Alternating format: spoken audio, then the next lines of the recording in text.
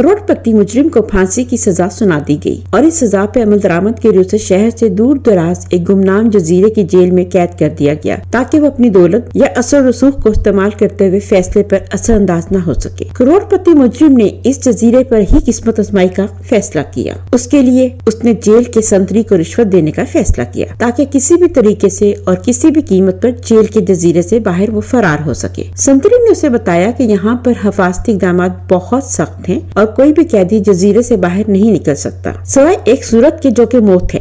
लेकिन लाखों के लालच ने संतरी को कैदी का साथ देने पर आमादा कर लिया। इसके लिए संतरी ने एक अजीब और गरीब तरीका निकाला और उस करोड़पति मुजरिम को बता दिया कि यही एक तरीका है जिससे तुम यहाँ से निकल सकते हो और तुम्हारी जिंदगी बच सकती है। ये एक असली कहानी है। संतरी ने उस करोड़पति मुजरिम को जो कि फांसी की सजा के लिए एक जजीरे में भेजा गया क्या तरीका बताया और वो करोड़पति मुजरिम क्या जिंदा बच पाया या नहीं, ये सब कुछ जानने के लिए इस वीडियो को एंड तक देखिएगा। बहुत इंटरेस्टिंग स्टोरी है। आते हैं स्टोरी की तरफ आगाज से।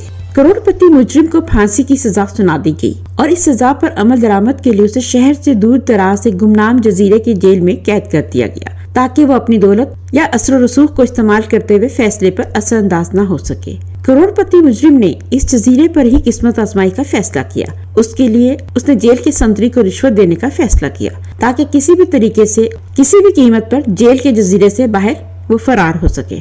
संतरी ने उसे बताया कि यहाँ पर हिफाजती इक़दाम बहुत सख्त हैं और कोई भी कैदी जजीरे से बाहर नहीं निकल सकता सिवाय एक सूरत के जो कि मौत है।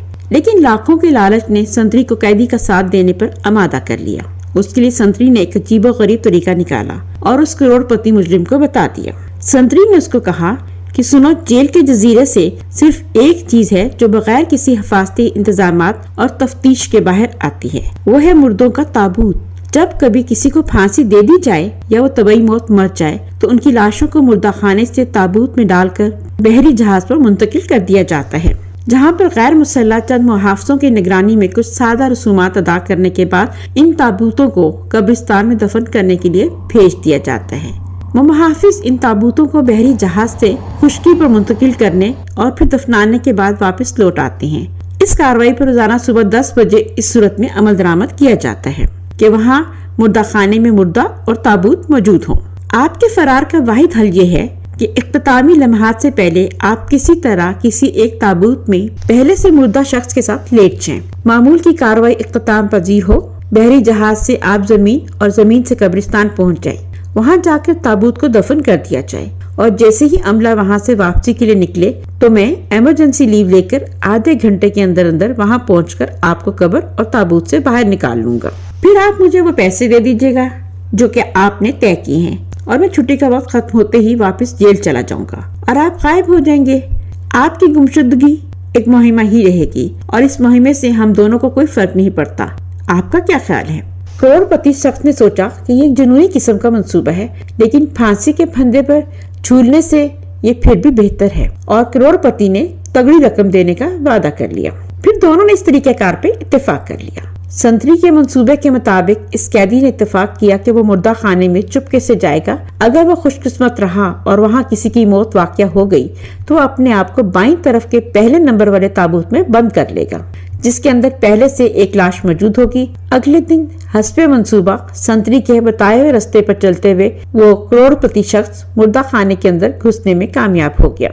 वहाँ मुर्दा खाने के फर्श पर 2 ताबूत रखे हुए थे। पहले तो वो ताबूत में किसी मुर्दे के साथ लेटने के ख्याल से घबरा गया, लेकिन एक बार फिर जिंदा रहने की ख्वाहिश इस आर्जी खौफ पर गालिब आ गई। उसने अपनी आंखें बंद की, एहतियात से ताबूत को खोला ताकि लाश को देखकर खौफजदा ना हो और अपने आप को तेजी से ताबूत के अंदर मुर्दे के ऊपर गिरा दिया। और उस वक्त तक बेचैनी और पकड़े जाने के खौफ के साथ वो इंतजार करता रहा जब तक उसने महाफिजों की आवाज न सुन ली। वो ताबूत को जहाज के अर्शे पे ले जाने के लिए आपस में गुफ्तगू कर रहे थे। मुर्दा खाने से लेकर जहाज पर पहुंचने तक उसे कदम ब कदम जगह की तब्दीली का एहसास होता रहा। जहाज का लंगर उठने से लेकर पानी पर उसकी हरकत को उसने महसूस किया।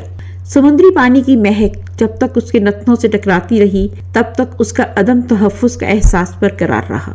जहाज साहिल पर पहुंचकर लंगर अंदाज हुआ। महाफिजों ने खींचकर ताबूत को खुश्की पर उतारा तो उसके कानों से महाफिजों की गुफ्तगू के चंद अल्फाज टकराए। وہ اس تابوت کے عجیب و غریب وزن کے بارے میں ایک دوسرے سے تبصرہ کر رہے تھے۔ وہ کہہ رہے تھے کہ اتنے وزنی تابوت سے زندگی میں پہلی دفعہ پالا پڑا ہے۔ اس گفتگو سے اس کروڑ پتی قیدی نے عجیب سا خوف اور تناؤ محسوس کیا۔ وہ ڈر گیا کہ کہیں یہ محافظ اس تابوت کو کھول کر دیکھ ہی نہ لیں کہ اندر کیا ہے، لیکن یہ ٹینشن اس وقت ختم ہو گئی جب اس نے ایک محافظ کو لطیفہ سناتے ہوئے سنا جس میں وہ زیادہ وزن والے قیدیوں کا مذاق اڑا رہا تھا۔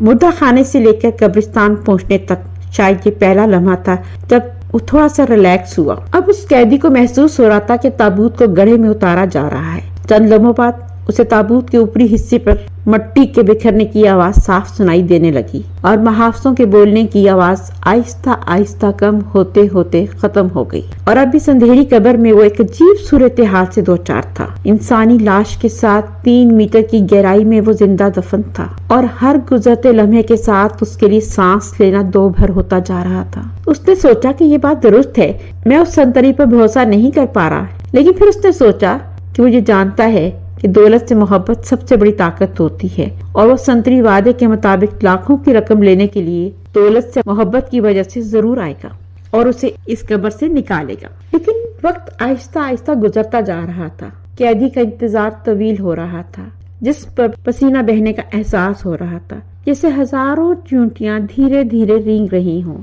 سانس تیز تیز چلنے لگی تھی اس کی، اور اس کا دم گھٹ رہا تھا۔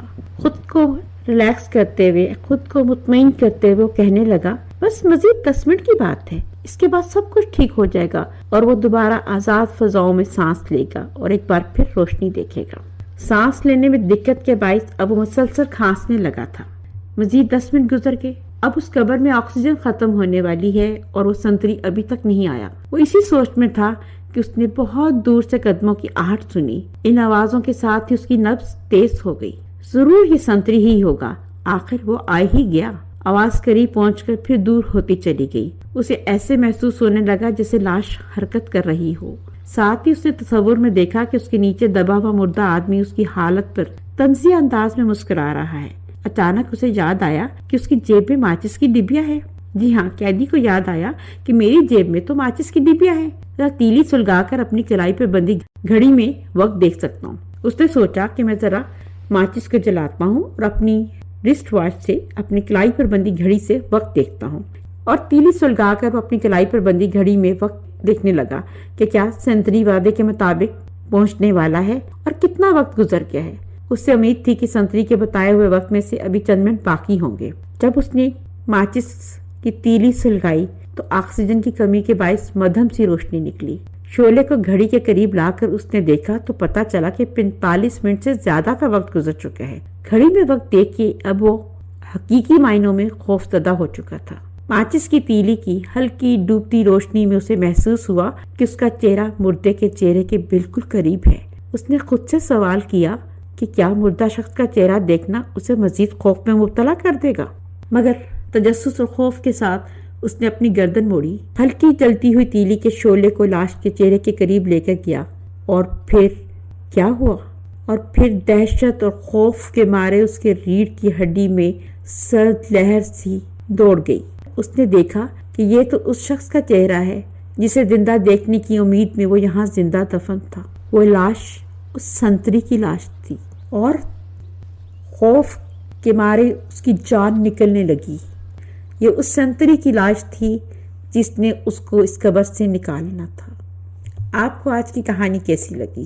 کمنٹ سیکشن میں کمنٹ دیجیے، ویڈیو کو لائک کیجیے، شیئر کیجیے، اور اگر ویڈیو پسند آئی ہو تو اس چینل کو سبسکرائب بھی کر لیجیے۔